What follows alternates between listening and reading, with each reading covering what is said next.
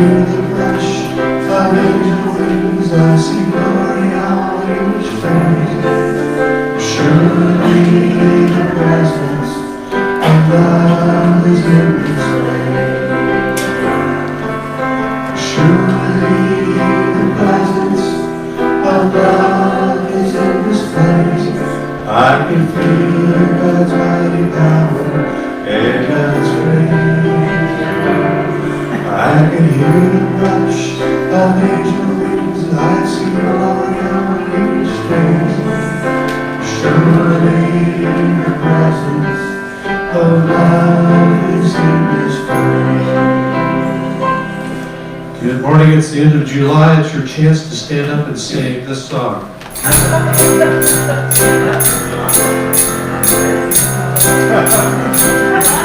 Guess I bought myself a gift this week. It's a foot tambourine.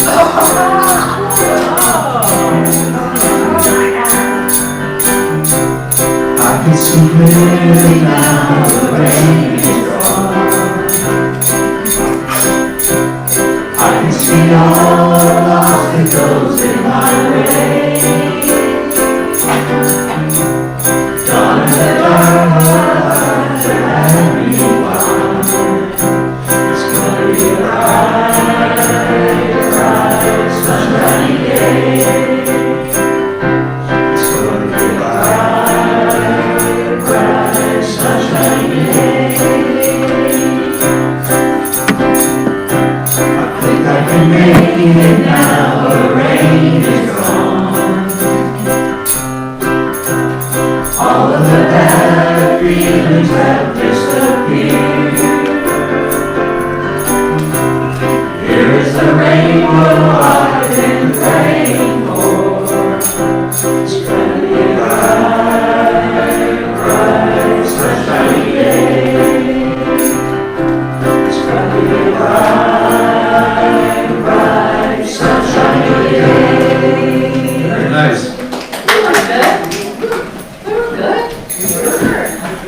Almost great.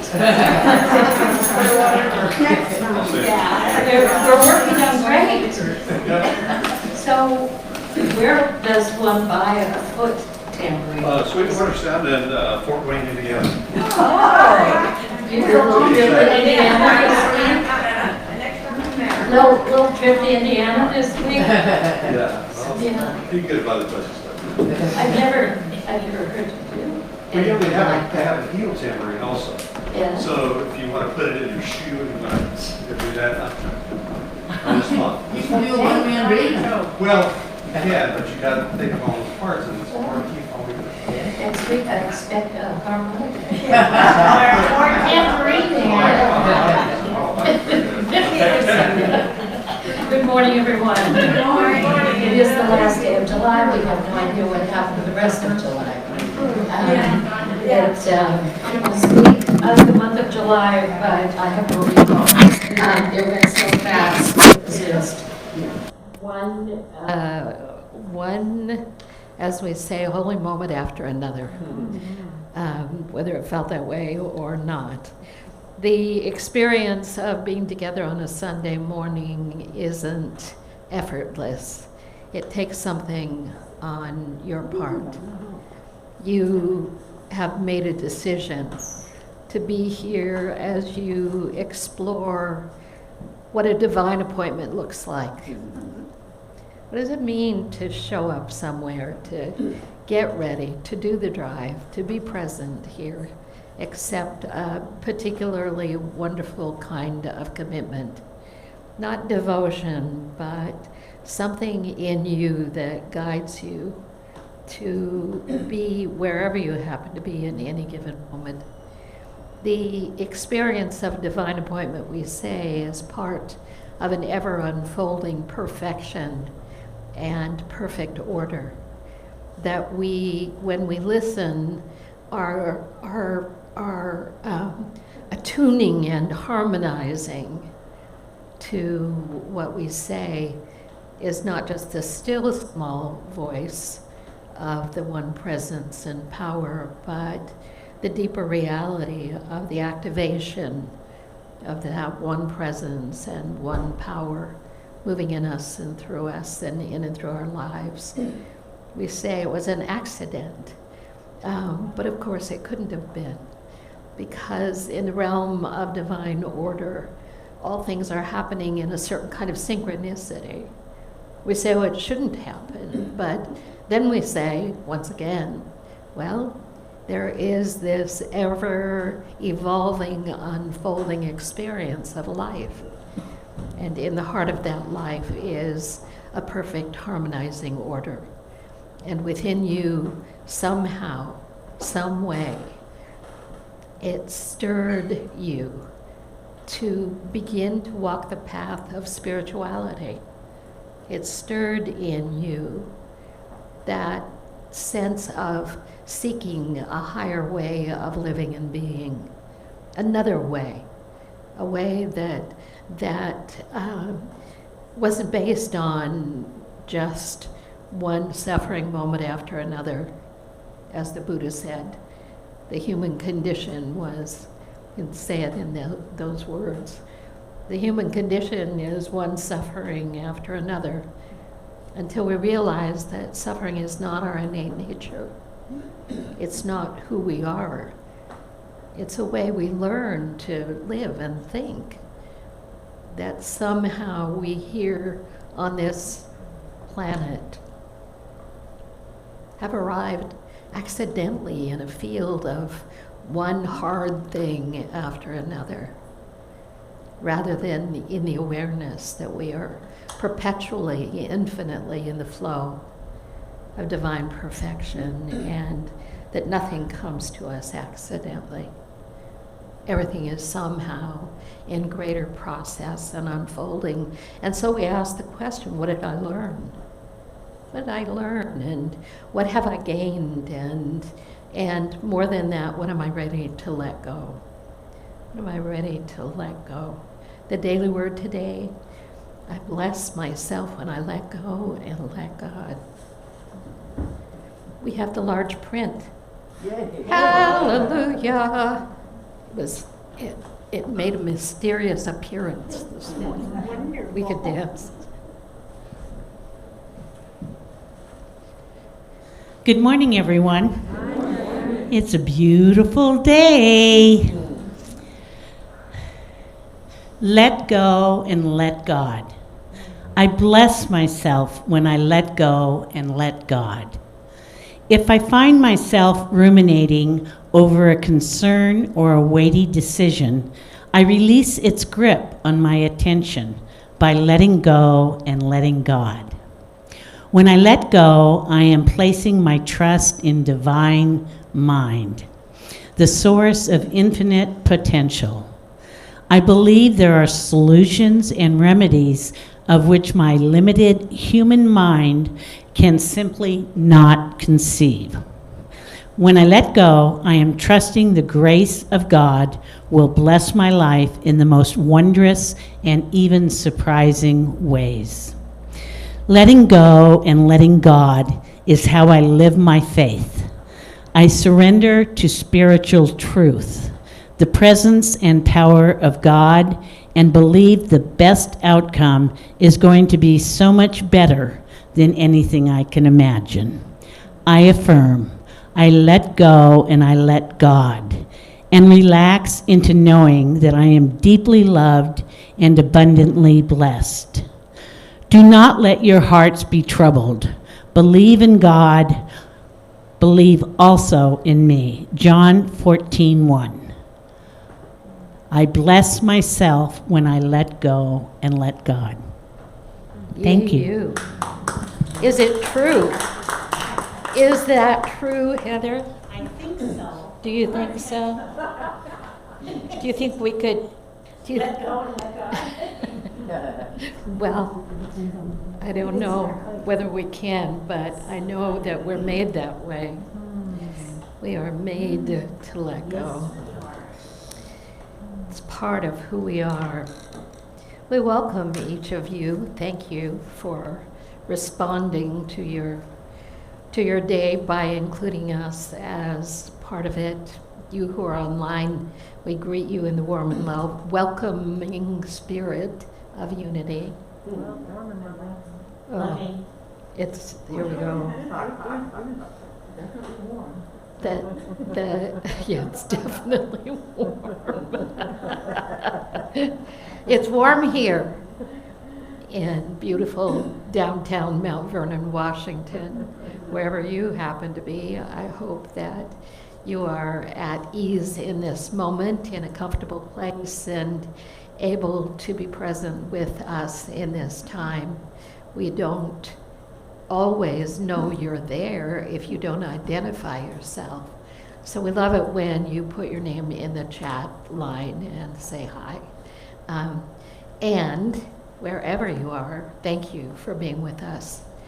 As we on a Sunday morning greet one another these days with our masks on, it enlivens this room in an amazing way, and it enlivens us. So I want you to take just a minute or two and say, I mean it. If I have to yell at you, Ann and Judy, I'll do it. We have friends visiting from France, and they used to be here with us all the time. Now we see them for about 2 minutes at a time as they pass through, and we're always so grateful to spend these minutes with you. Just so grateful that you're here. So take a couple of minutes and just move across the aisle a little bit and say good morning.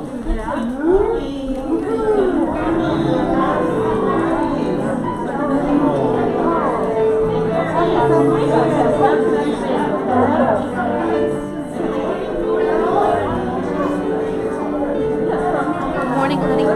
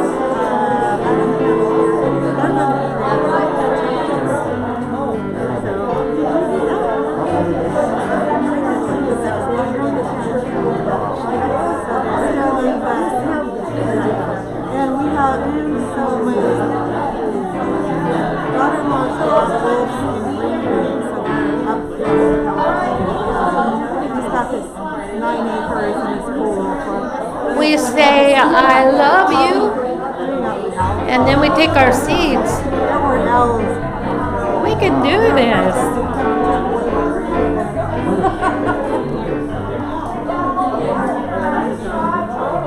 Thank you.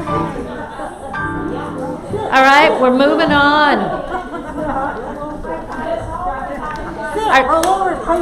Thank you so much for sitting and for standing. Morning, Chris.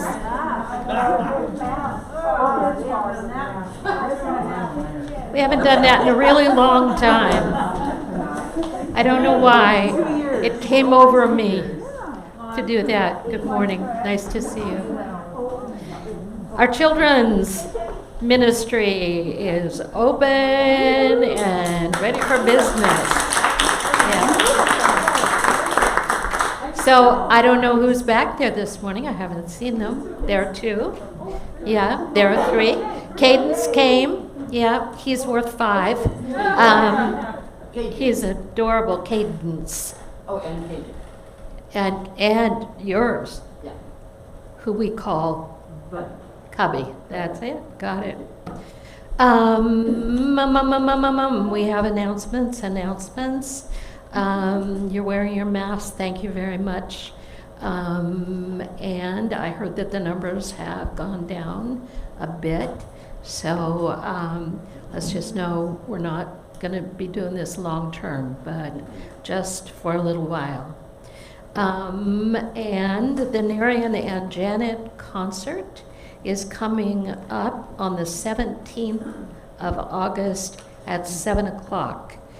The suggested donation is $20, but come and enjoy the evening. It is high-spirited, it is filled with love, it is an extraordinary event. 17th of August is what day of the week? Wednesday. Can I ask a question? Because Sure. it wasn't clear. Is it going to be in the sanctuary and Facebook and YouTube, all three?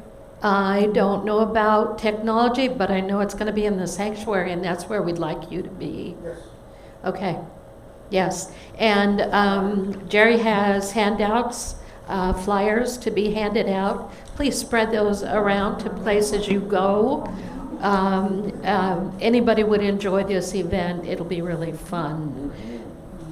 Beth is starting a new class, and why don't you tell us about your new class? Thank you. So, many people would look at my life currently and say, "You're a train wreck."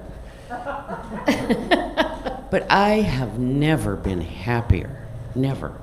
And so I have studied and learned a great deal in life. And I sat down one day and said, well, you know, I think this is worth sharing. I think other people might benefit from it. And so I sat down and wrote a class, and I'll tell you what, it just came. It just, the right order, it just flowed, you know. All I had to do was edit slides. It was easy. So the class is called Heart-Centered Boundaries. And it's been received very, very well wherever I've gone. So I invite you on August 11th at 10:30 in the morning. I'll do a 1-hour intro. And then every Thursday after that from 10:30 to 11:30 until September 18th, we'll meet and open our hearts and go deeper into our strength. So I invite you all to come and enjoy it. Love it. Yeah. Just to have somebody say, I've never been happier, should put this at the top of your list. Anybody who wants a little more of that, what an incredible testimony that is. So heart-centered boundaries, and here in the room. Yes. And we are going to do it hybrid, so you'll be able to participate online. Okay, Yeah. at the same time. Yeah, and we're also talking about putting it up on Facebook or YouTube to watch after the fact. Okay, Yeah, because this work is not just me talking at you. It's the richness comes in the group wisdom and the sharing. great, thank you. Thank you. Yay. Now, first day is the 11th. Yes. That's the Thursday. What? It's the Thursday. Yeah.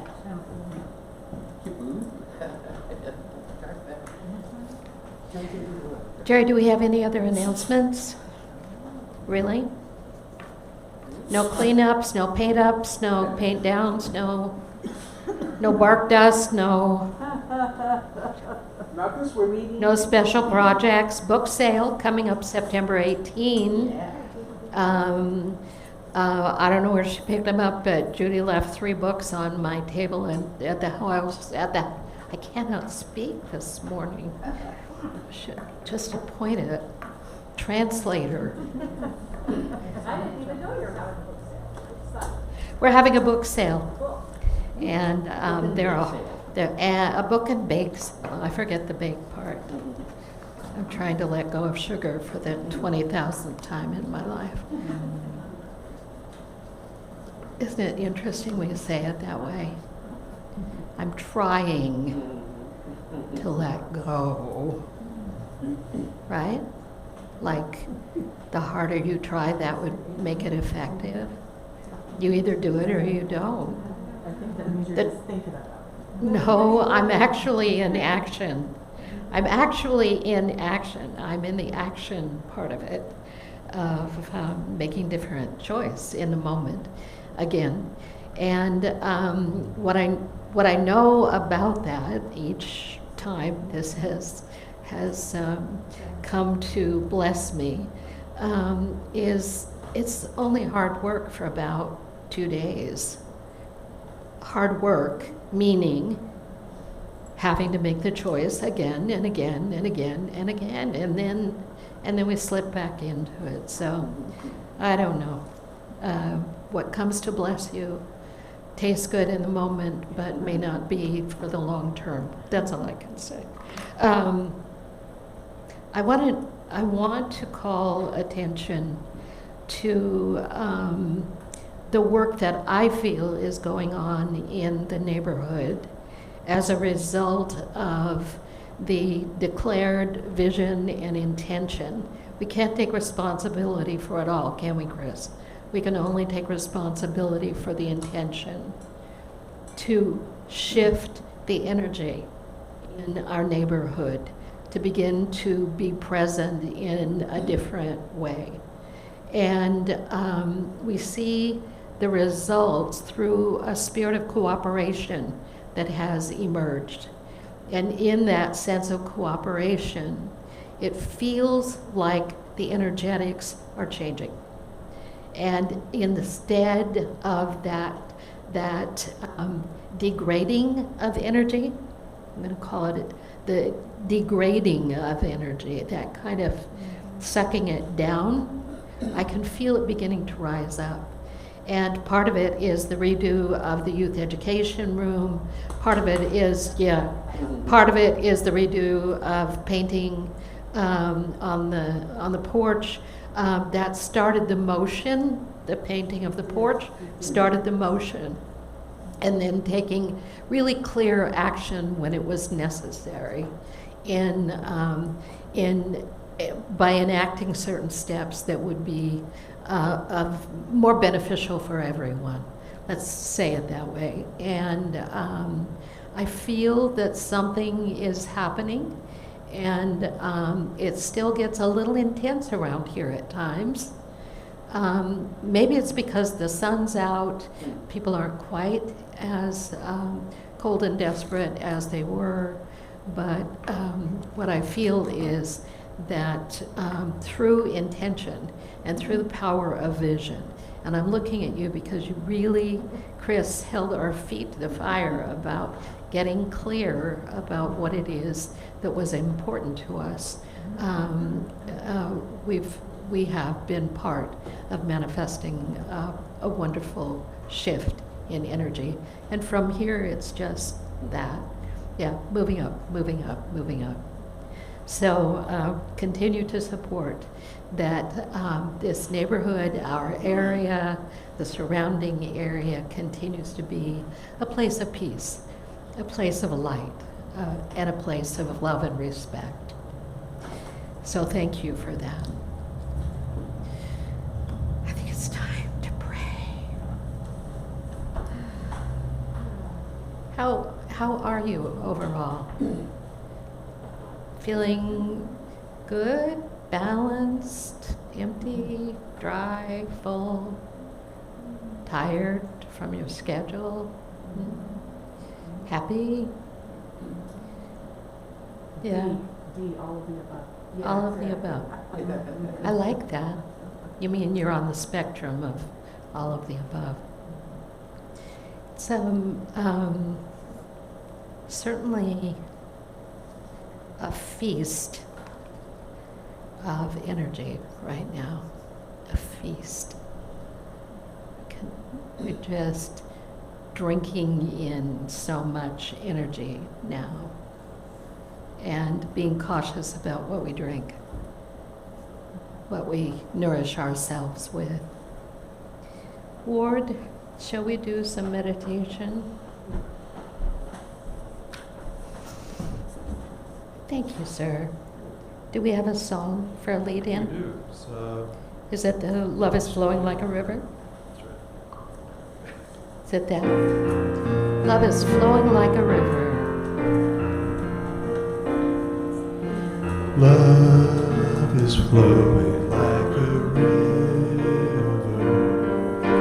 flowing out from you and me, flowing out into the desert, setting all the captives free.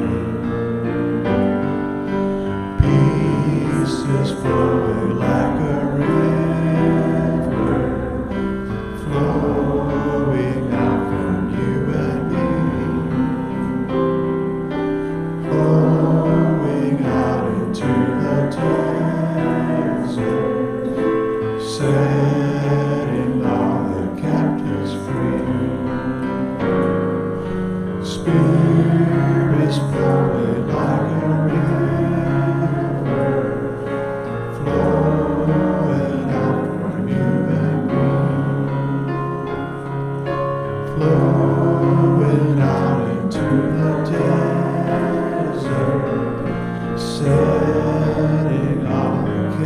is free.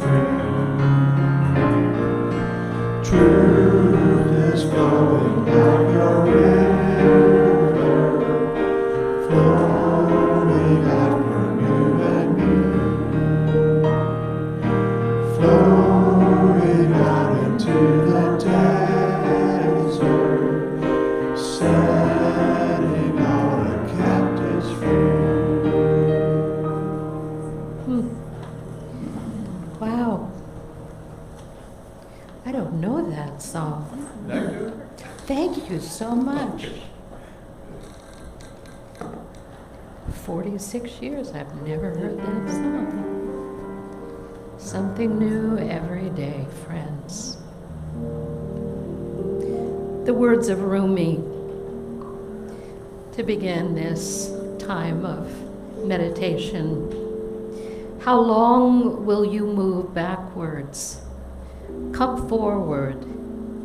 Enter not into unbelief. Look, the elixir is hidden in the poison. Come to the poison, accept it, take it, and come. Return to the root of your own self.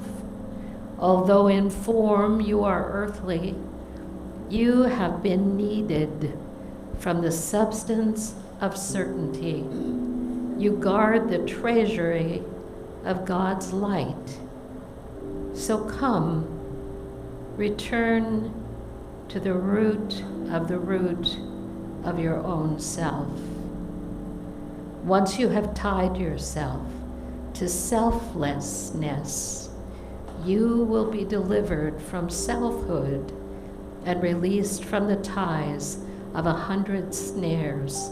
So come, return to the root of your own self. You were born of the rays of God's majesty and have gained the good fortune of your auspicious star.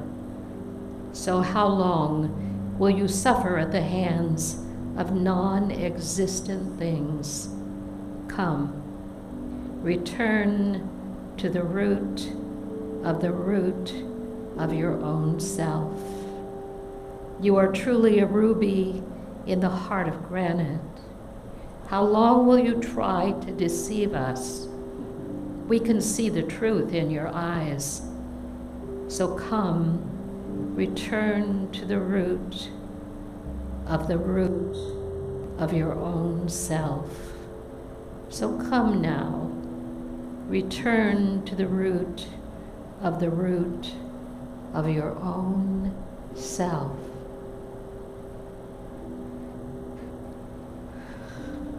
You were born the inheritor of the kingdom of all possibility. You emerged as the great prize in the creative process, ever unfolding in all of life and in you. With your breath and with a willingness of spirit and mind, allow yourself to settle deeply into this inheritance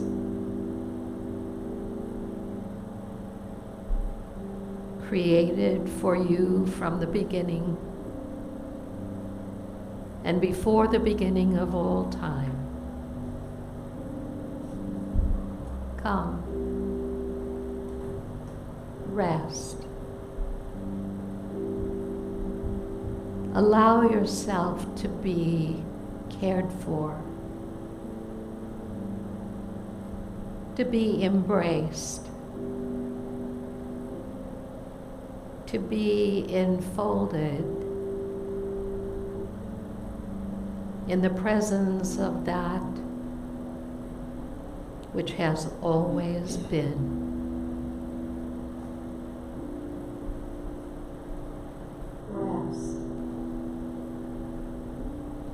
Come, you who are heavy laden, and I will give you rest.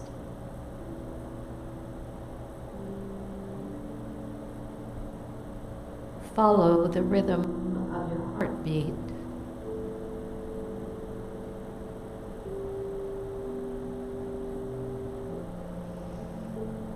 With your breath, go deep.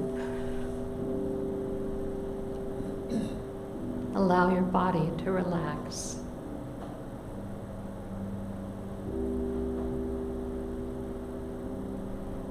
You say, I am safe.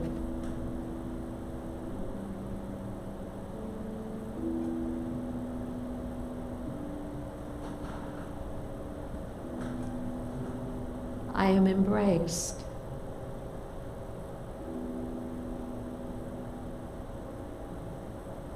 Guided by the presence of pure love.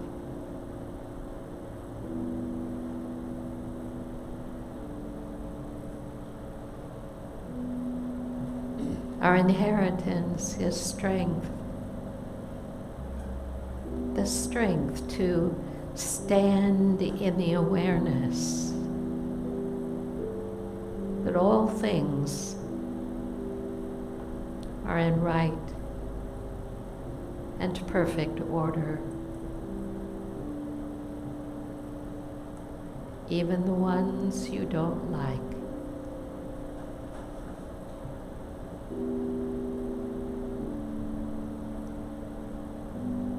The strength centered at the small of your back. Strength emanates throughout your body, throughout your being, throughout your auric field. Strength connects you to all of life and the source of all power and possibility. It is the I can.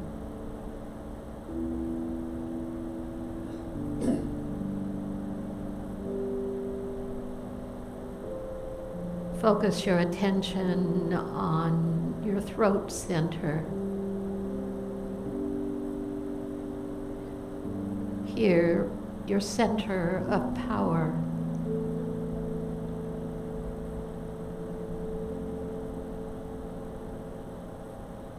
What you say is true.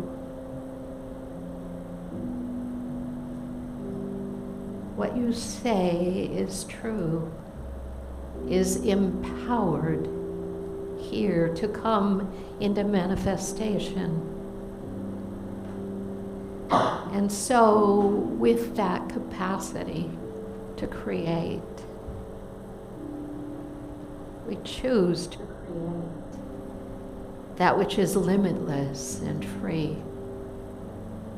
We choose to create that which empowers and endures.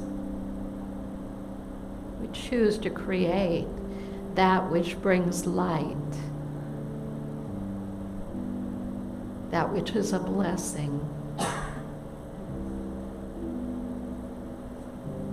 Strength and power, love and clarity, peace and possibility are your inheritance. And on the inner level, as you align with those strong words within you, knowing that it's the truth of who you are, you let go the lesser for the greater. You let go the lower for the higher thought.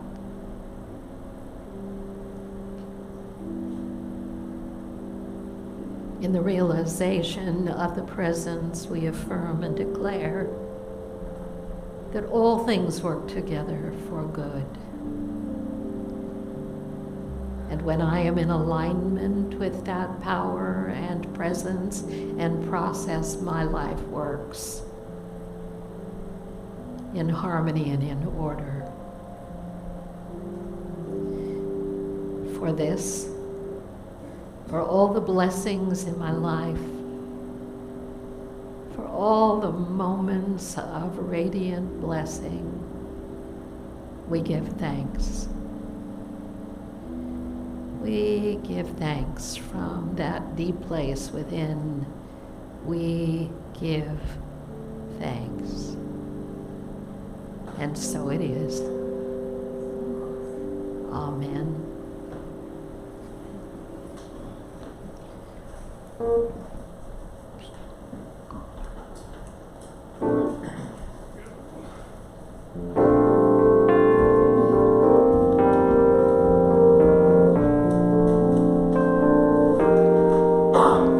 The secret of life is enjoying the passage of time. There ain't nothing to it.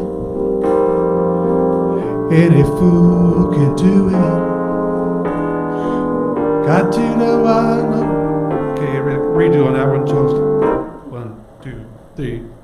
Nobody knows how we got to the top of the hill.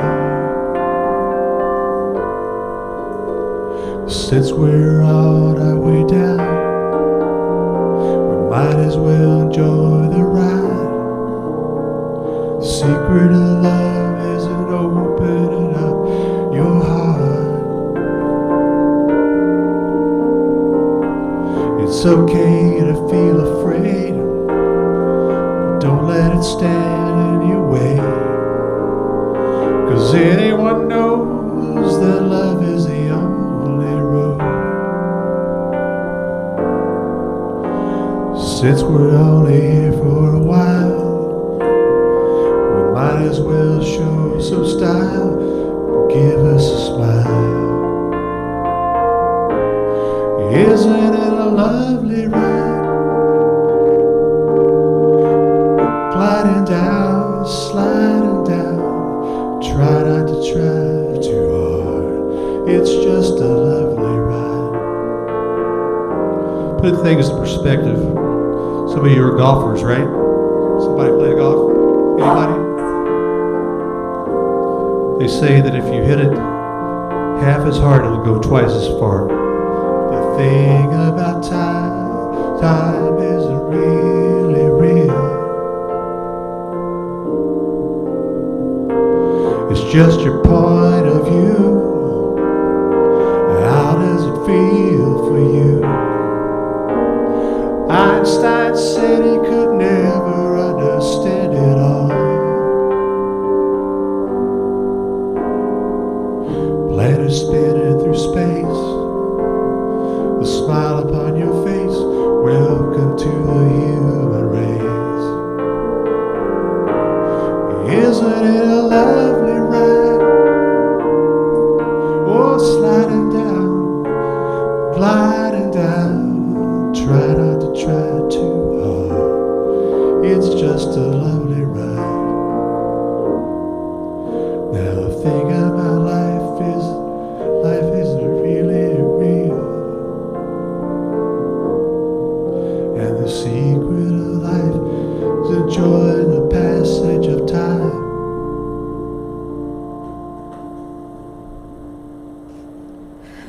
Perfect song. Thank you. Yay.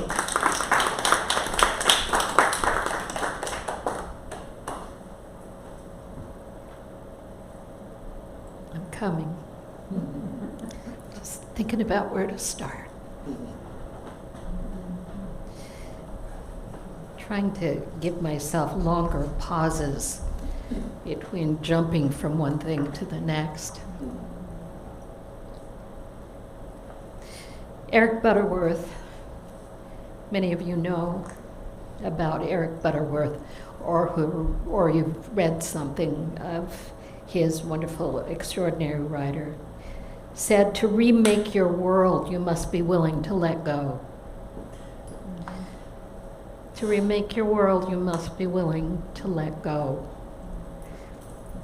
I've started this series with the title Transforming Your Life, and then realized I didn't want to say it that way anymore, because I really thought that transforming in the future wasn't nearly as important as transforming now.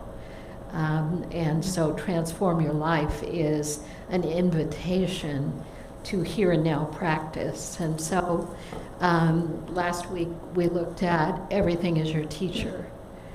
And in the midst of that, how to be with everything is your teacher. The week before that, it was about self-awareness, being able to be aware, be a witness of yourself in the world, be a witness of yourself in your thoughts, be a witness of yourself in the midst of your own field of being, be a witness, bear witness to what is instead of what your mind is telling you. So today, then, it came to remake your world, you must be willing to let go. Nothing can be different in the way it is. If something is not, let go. Nothing. One thought can't move to the next if there isn't a let go of the thought you're holding. There's no way to get from here to there without letting go of the step you just took. There's no way to move through a meal without letting go of the bite you had. It might have been the best one of all.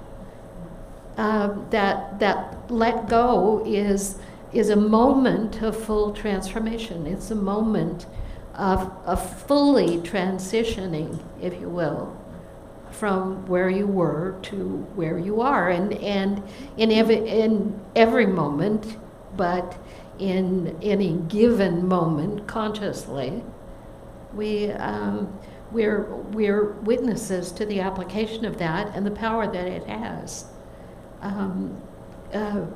Holding on really wouldn't be healthy from the standpoint of what you eat. You know, imagine exploding with the inability to release or to digest or to move in the natural rhythm and process. And you ask yourself, well, it must take a lot of insight to be able to make one of those let go moments happen. But we always look at it as though it's monumental. It's the one thing that hooked you and continued to play itself out all your life. That thing. I can't let go because I've got that thing I can't let go of. You let go all the time. Unconsciously, you are letting go all the time, except when you are recreating what you just had in that before moment, to the point that you oversaturate yourself and begin to embody whatever that is over and over and over again, as though it were the reality. It becomes an embodiment, like I know how to think that thought. And so I think it and think it and think it and think it to death. And it still doesn't go away. Why? Because I think it and think it and think it and think it until I'm dying in the process of that. There's no life being generated out of dwelling on the same thought over and over and over and over again. And in Unity, you hear us say that the law of mind action is thoughts held in mind produce after their kind, or ideas or beliefs or experiences just keep happening to support that creative process within us. And so in spiritual teachings, in all spiritual teachings, at some point in time, the edict is let go. And we turn around and walk away as though we couldn't, as though we're not able to do that, as though we could personally do that. No, it's cooperation with power within. It's cooperation with a deeper reality of our being that allows that to happen. And it's one of the things that the Fillmores assigned as one of the 12 powers, the ability to release and let go. And not just the ability, you are wired to be able to let go and not hang on forever. So focused in that mind, I was drawn back to a story that came from long, long ago. So there he was, a young man barely 20, tromping around the desert like a fool. It was getting late. He was trying to make his way back to camp. The desert air had cooled considerably. He was hurrying against the closing twilight, scrambling down a gully, fast and then slow and then fast again, sliding on his rear down a crease of broken sandstone, loose rock spilling alongside him. A narrow twist and the ravine steepened. He turned around and with his back to the dimming sky, he worked his way down. But he was moving faster than was wise, and he noticed his error too late. Fear went up through his legs. Fear went up through his abdomen. Fear went through his arms and his back and filled his mind. His response was to press his weight into the rock. Hang on. Instinctively, his hands and feet needled deeper into their holes. The rock wall dropped down and away beneath him. There was nothing beneath him but empty air. And for the first time, his life was completely in his own hands. Was it? We ask, was it? He had to move. He was excruciatingly in command. He had to step deeper into his terror and further out over the void. There was no other way. To his left was a round outcropping of rock, and on the other side of it, a means of descent. Make for over there, he heard, and he let go of his left hand hold and slipped off one strap of the backpack. And then he switched hands and slowly the other strap. He let the pack fall down to the rocks below in some far-off place, and in some unreal time, he hoped the flashlight was not broken. There we are. That's how we are, right? Oh my God, it was my favorite flashlight. I spent $40 for it. Okay. Then slowly he began to inch his way left, cranny by cranny, hold by hold. He made slow and careful progress. He was halfway across. With the toe of his sneaker, he felt out the loose-fitting rock in the next cleft. He kicked away at the broken bits of rock. Nudging his way in, he tested its strength. It was okay. He transferred his weight over to it, and it held. And he trusted it. And he committed to it. All his weight now. The rock slipped and gave way.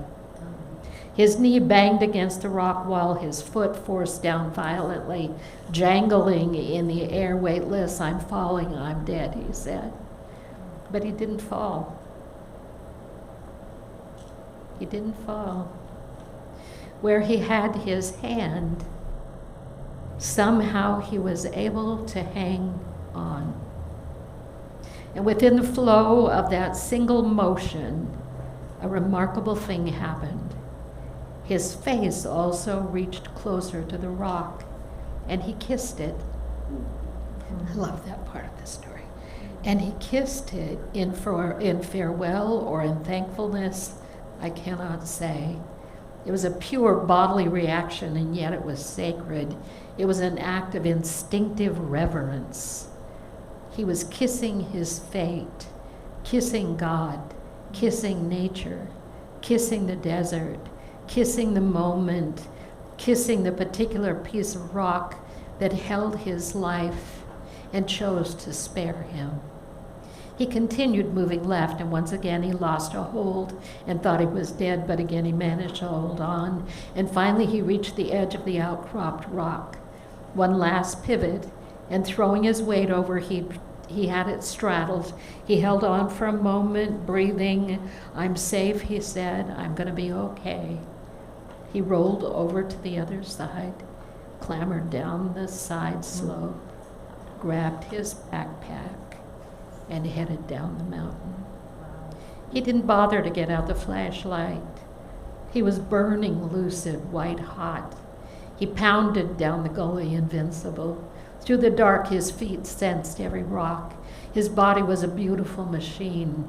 It moved with certainty, almost with an uncanny foreknowledge.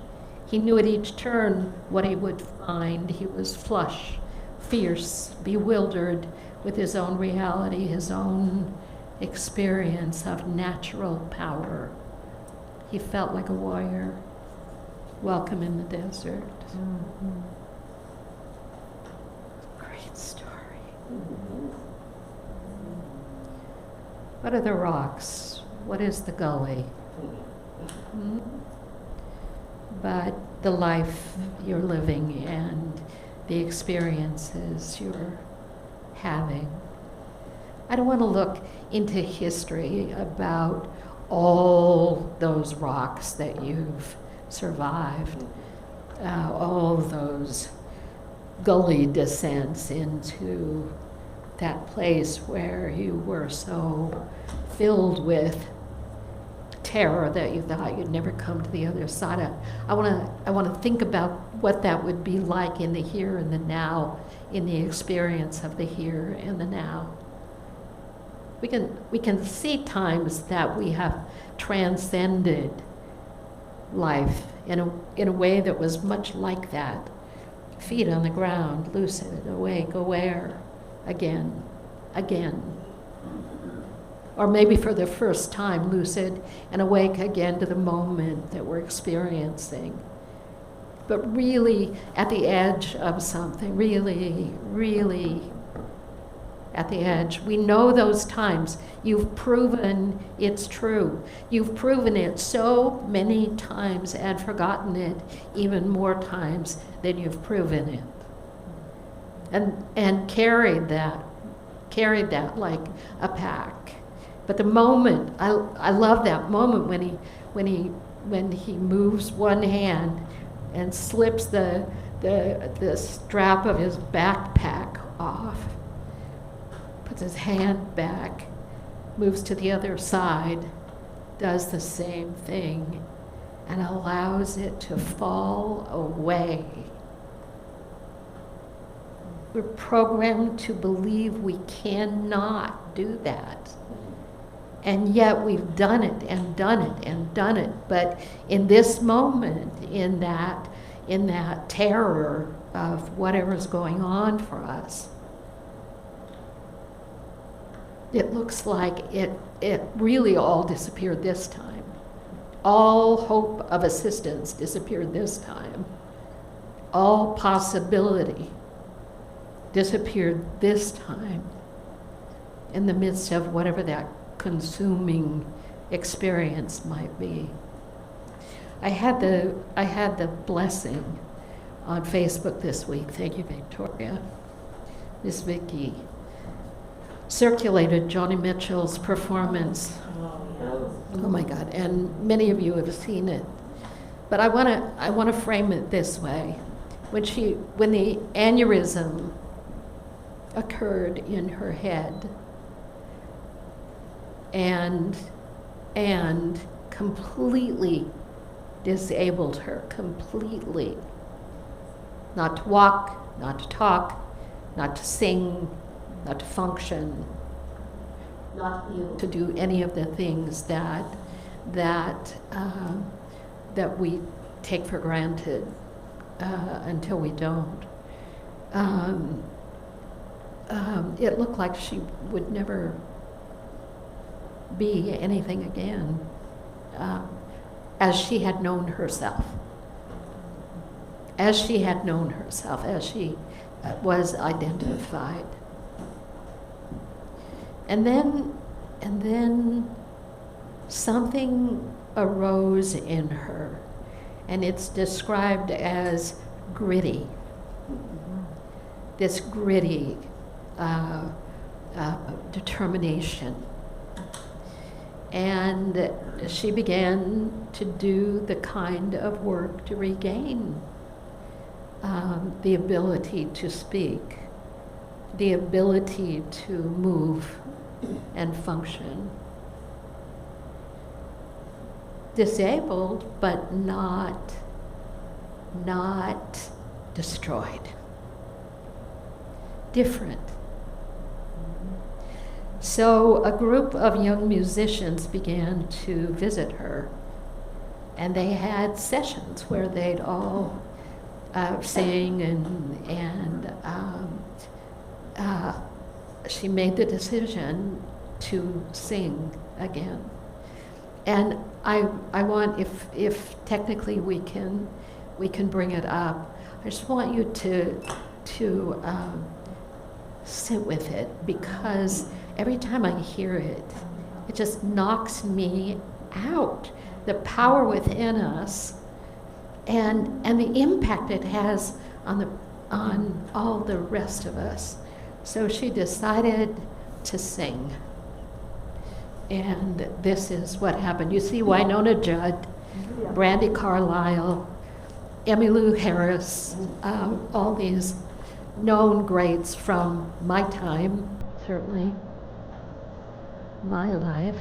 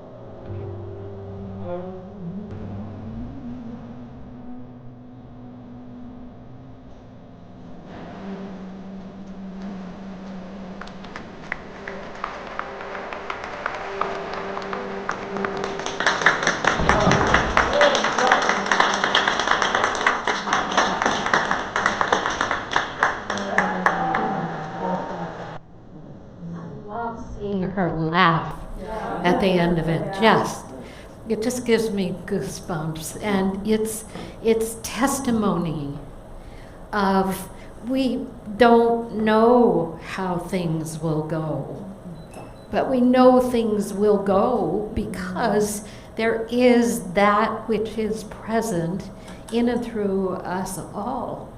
Not that everyone would have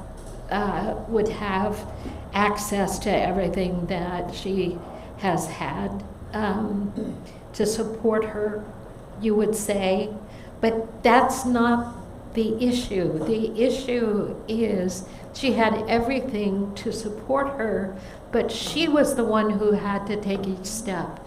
She was the one who had to do the cooperation to rewire a brain that was seeking to be rewired, of course, seeking to be brought into that energy of possibility.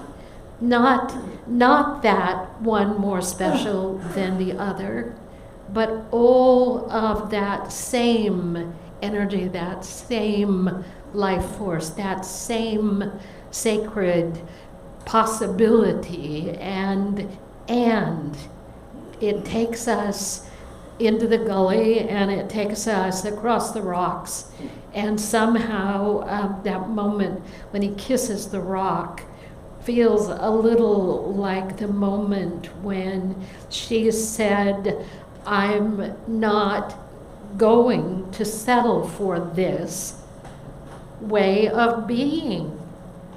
And something in her, not through ease, it was 2015 when this happened, and someone writes, you know, among all the other reasons I cried as she watched it, one message seems most responsible for the intensity of my weeping. I know so little. Not in a negative way. I know so little about what will happen in any given moment. I know so little, and I live in the stories and the illusions of the clouds in my mind that impact how I'm living from day to day, and not just my experience of that, but the impact of that on those around me in the world where I live in ways that I can't see or know.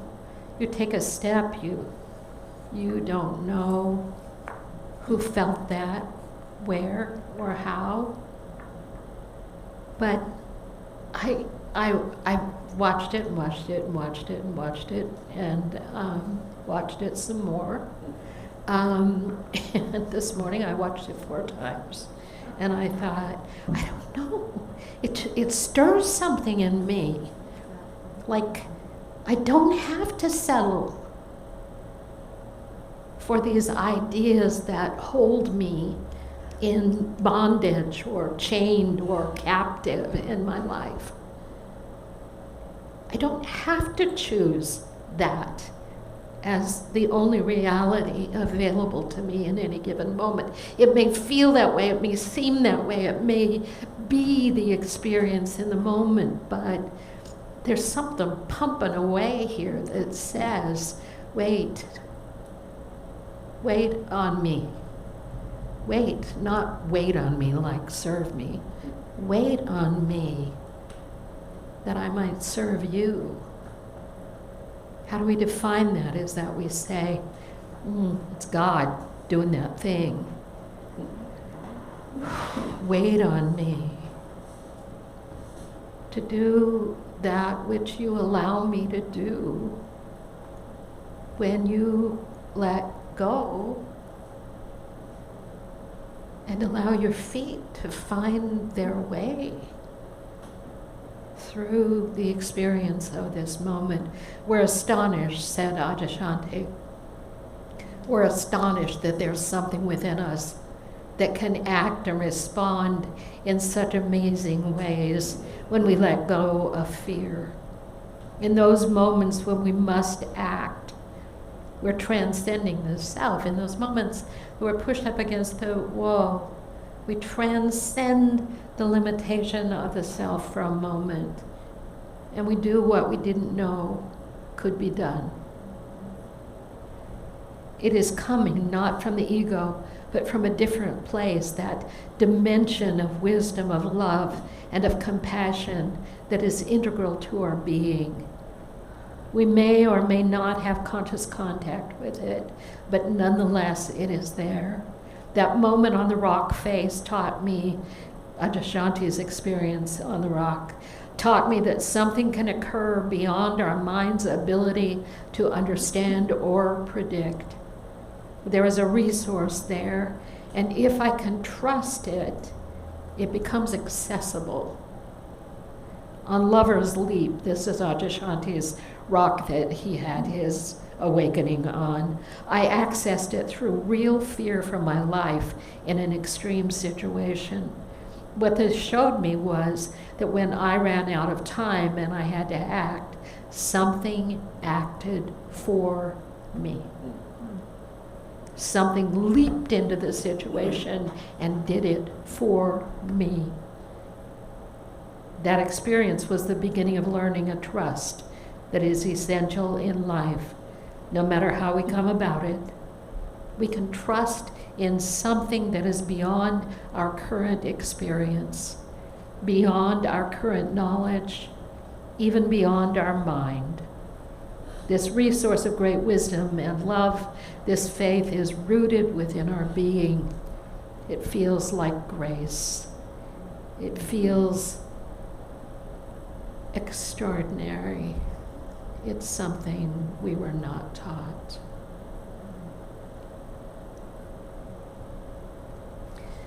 So, where do you find yourself, we ask? And in what way has hanging on to the fear, the sense that you can't take that next step, how has that served you? Except to wake you up and push you through into that moment when your heart is blown open in the midst of an experience that felt like you couldn't survive it. And spirit, in the innate wisdom of the universe, reminds you that you're my beloved child, in whom I am well pleased.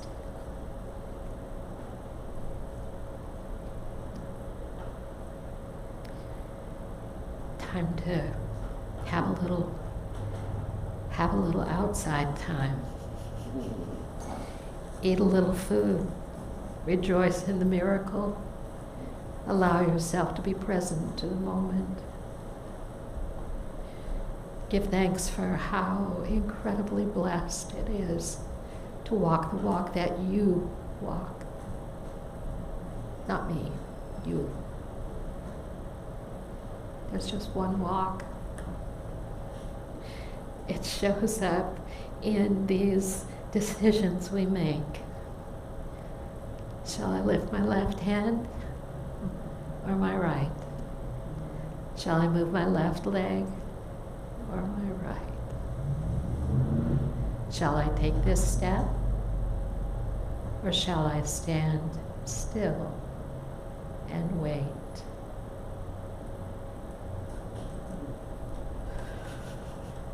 It's a journey, friends.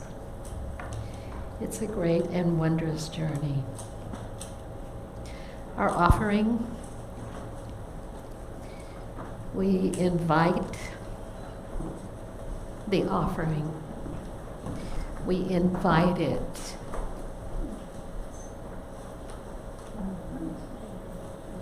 Churches have bad reputations about the offering. It's like, what do they do with that money? Churches have incredible negative reputations about the constant ask. Well, in some cases, it seems excessive. In other cases, it's the only way we can express that experience of how it is to be in something together. How do we do this together? How do we have this ministry together? How do we open the doors together? How do we stand together? How do we explore our spiritual nature and our lives from a spiritual perspective? And how is it that we open ourselves to the support that's available to us when we take that step as well? We say abundance is my nature as part of the blessing, because abundance is the nature of the universe, and you are the universe in manifestation. We haven't learned to give up our fear that abundance is not our nature and that the universe is not an abundant place. We have been taught from the beginning that shortage is our nature, limitation is our reality, and that somehow if you have, then I don't. Somebody, we don't know who, won $1 billion by buying a lottery ticket. How many lottery tickets did they buy before that $1 billion payout? It actually was more than that. Before they could even announce it, it had gone up another, it went up to 1.335 billion without anybody doing a thing. It was just explosive. We say, are you kidding? $1 billion? But it really points to something, and that is there is a flow. And for some people, there is that moment in time when those numbers line up. And it wasn't just 5 numbers, it was 6. You've got to come up with that last number. And the person doesn't even know they have the ticket yet, or it didn't seem to be true as of this morning. They hadn't notified anyone that they had the winning ticket. They're still passed out. Louise said they're still passed out, unconscious from all of it. The article went on to say the statistics around the number of people who have won $1 million and gone bankrupt is outrageous. What is that? That's a consciousness of abundance and flow. So I'm leaving you standing there. I apologize, but I want to talk about from that perspective. We look at the world and we say, well, it's about consciousness. If those people had consciousness, they wouldn't be in that state. No, I don't mean that. I mean, when you live in an awareness of flow, you find yourself in places that support flow. And what if you're unconscious of flow and you don't have food? What if you don't know that? It's a whole other study in the creative process of life itself. $1 billion, who bought a lottery ticket this week? I don't know. This came up in Illinois. I just want to emphasize that when we are conscious, and we do have the ability to enter into that flow, and we do have the ability to choose the way we think about it, we experience life in a much different way. So for every gift you've ever given, for any gift that comes to us online or in the many ways in which we are gifted, we are so incredibly blessed. I give joyfully and easily, for God is my source, and abundance is my nature, and so it is. I love it. We have ushers. I love them. We've gone from greeters to ushers. We're just thriving here. No more plate in the door, folks. We're going big time now.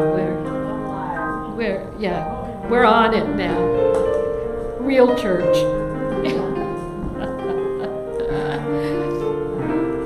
These years of pandemic living affected the way we did everything, and how grateful we are to be able to be together in the same room. Thank you, thank you, thank you. The words to the prayer for protection are appearing behind me like magic. I'm just standing here and there they are. The light of God surrounds us. The love of God enfolds us. The power of God protects us. The presence of God watches over us. Wherever we are, God is, and all is well. Stand, please. Let's sing our peace song. The kids are coming.